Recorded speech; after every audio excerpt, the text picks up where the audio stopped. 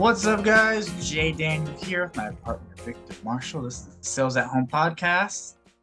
Let them know, Vic. What are we What's talking up, about? guys? What's going on? So lately, I've been seeing a lot of posts on Facebook. It'll be business owners saying, "I'm looking for appointment setter who can handle blah blah blah blah." Boom, that's the post. What's up, guys? This video is brought to you by Shady Rays, the company where I get these blue light glasses and all of my sunglasses, as well as these Blu-ray glasses here. Right now, for listeners of Sales at Home podcast, you get $20 off your first order at shadyrays.com. And the link is in the bio. Go right now and get yourself some Shady Rays. They are amazing blue light glasses, really great sunglasses as well. They also have prescription glasses there for you to order as well. Right now, for our listeners, like I said, go to our link in the bio and get yourself some Shady Rays right now, $20 off your first order. See it. Or it'll be a closer saying, "I'm looking for a business with XYZ," and that's the post. To me, that's poor. To me, that's bad. I mean, because what you're doing is you're setting yourself up for the worst quality of people, the worst quality of businesses, the worst quality of like interaction for your exchange. And I know we just did a whole series on networking and how that works and why that's better than this approach. But I've just been seeing it a lot lately, and it's the same energy to me as like the Yin Yang twins. And it's like, "I'm looking for a dime. That's top of the line." Like, that energy, like, yeah, the song was fire, right? But it's the same energy, and you're going to get poor results. Like that only works when you're looking for like a hoe, right? And Poor, wait, then wait. Poor results or whore results? same thing, right? Same thing. That's how it works. That's when it works, is when you're looking for a hoe. But when you're in the business spectrum, it's the same energy. If you're looking for a poor business, if you're looking for a poor closer or a poor performer, that's the energy that's going to attract them. What do you think about that?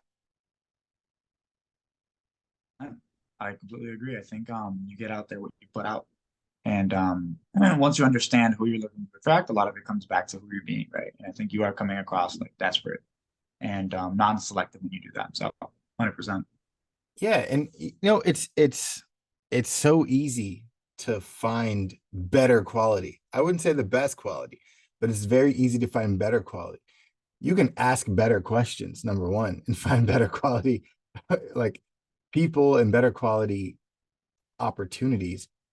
But I feel like it's just been the laziness that people put into their outreach, the laziness that people put into their business.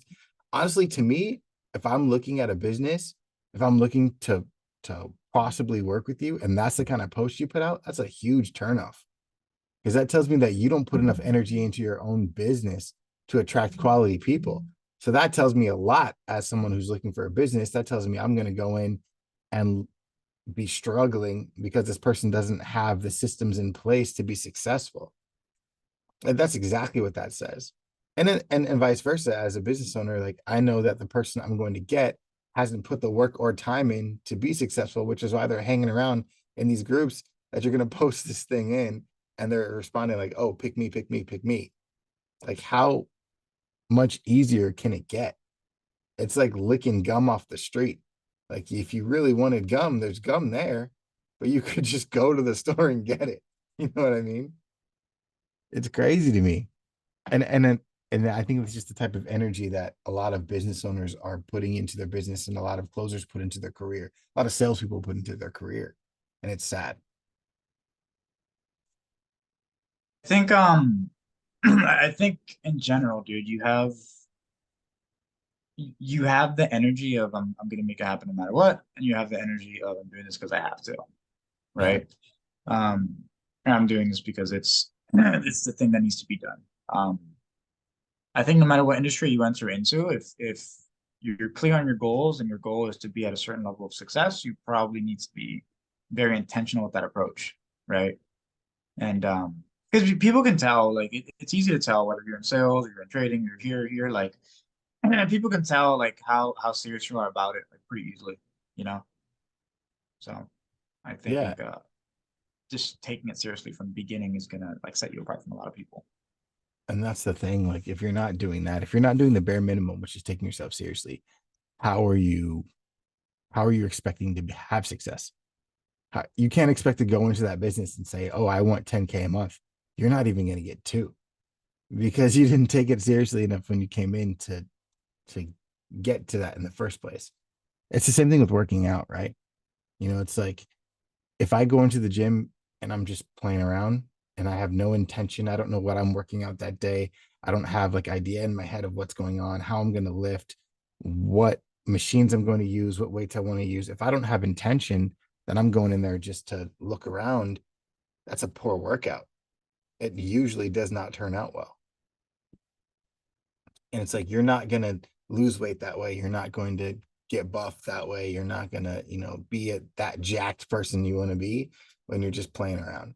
Everybody who's had success in anything will tell you that intention has been the big key to their success. Yeah. It it is, bro. And I think I was listening to a podcast with this guy from Impact Theory. He's like a billionaire. But he was talking about that. Like his approach to growing his company was pretty dumb, and people would hear it and think that's pretty dumb. That's pretty simple. Anybody could figure that out. But like, why did it work? And a lot of it just comes back to like putting in effort. So think I think that's a pretty big point right there. For sure, man. And like, there's people who will tell you that, yeah, I just kind of stumbled into this and I kind of fell into this and I found success. And that's great. And that does happen. But a lot of times those people don't even recognize their moves that they've made intentionally to stumble into something. Like you can't stumble standing still. Yep. You It's stumble a good when one. you're moving. It's so true, right? You can't stumble standing still. You stumble when you're moving. You stumble when there's progress, when there's motion. And Hmm. so you've got to be intentional in your motion. Even if you do stumble into something, the fact that you had motion in the first place got you there. And it's pretty sweet.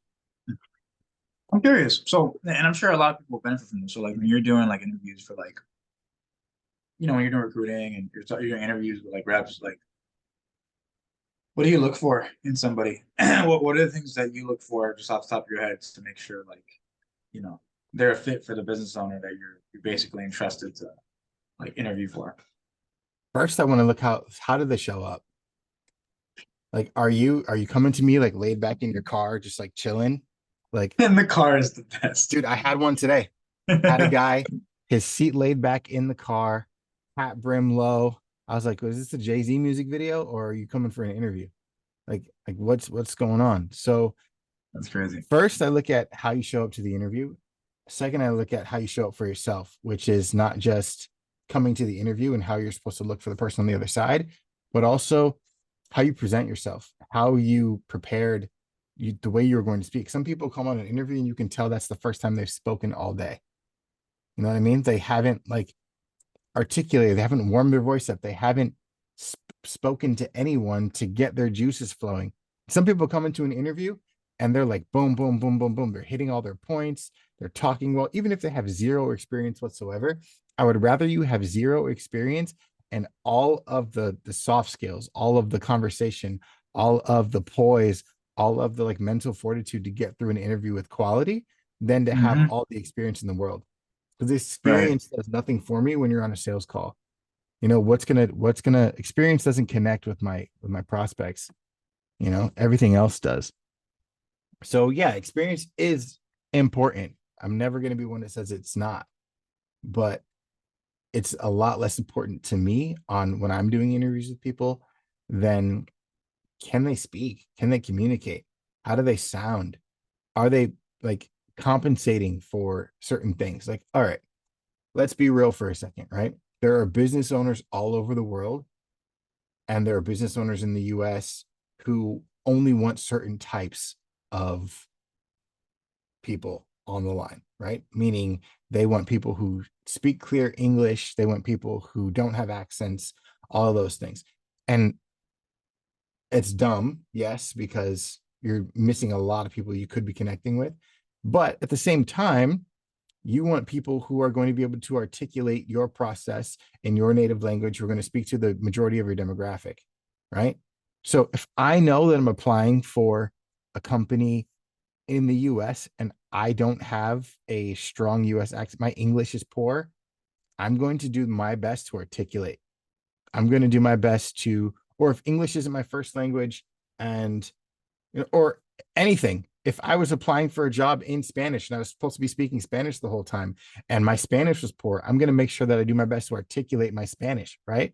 I'm going to make sure that I do my best to speak to the demographic that I'm supposed to be getting back. So when you get on an interview and you go to talking to me on the interview, and it's clear English isn't your first language, and that's fine with me as long as you can articulate and you talk with your mouth closed, you don't articulate, you're just like, yeah, well, I just want to do, and I'm like, guy, like, do you not understand what you're doing?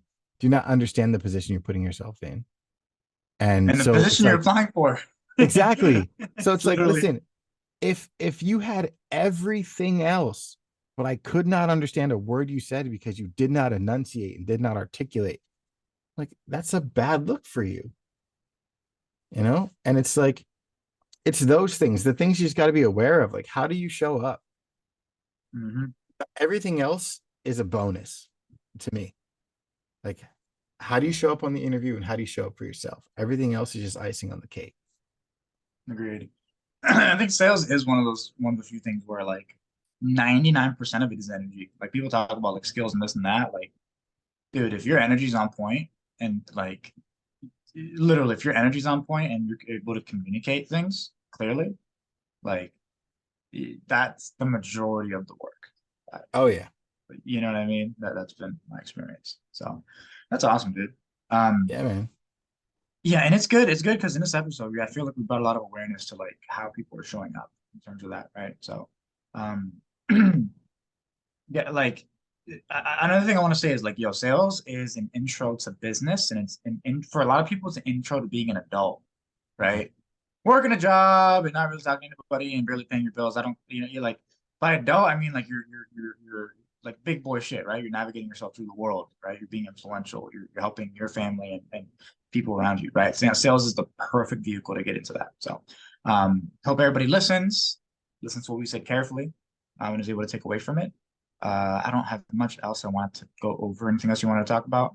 Yeah, last thing before we go, you guys all know, if you've been watching us for a while, you know that both of us are in the gym trying to become total units, just lock solid. And your boys at the Sales at Home podcast scored you guys an awesome deal. Right now, for the listeners of the Sales at Home podcast, you can get 20% off at Redcon. Redcon is a supplement company that I use for all of my pre-workout, protein, anything that you can look for when it comes to your workout supplements and gear, your fat burners, your nitrous, all of it. It's all there at Redcon. It's all available for you at great prices, great deals happening all the time. For listeners of the Sales at Home podcast, enter code TO20, the Ninja Closer. That's TO20, the Ninja Closer, and get 20% off of your first order today. Woo! That's not an ask. That's an order. Appreciate you guys. That's it. I'll throw it in the bio so that you guys have it, as well as a link there. Yeah. Love you guys. Thanks for listening. We will talk to you soon. Peace, guys. Thanks for watching Sales at Home podcast. If you loved our content and would like to see more, please hit that like, subscribe, and that notification bell to make sure that you don't miss out on any episodes coming up. If you'd like to see more of Jaydaniel, click here. If you'd like to see more of the Ninja Closer, click here. If you'd like to get your questions answered by us on our show, email us at salesathomepodcast@gmail.com or DM us on Instagram. Peace.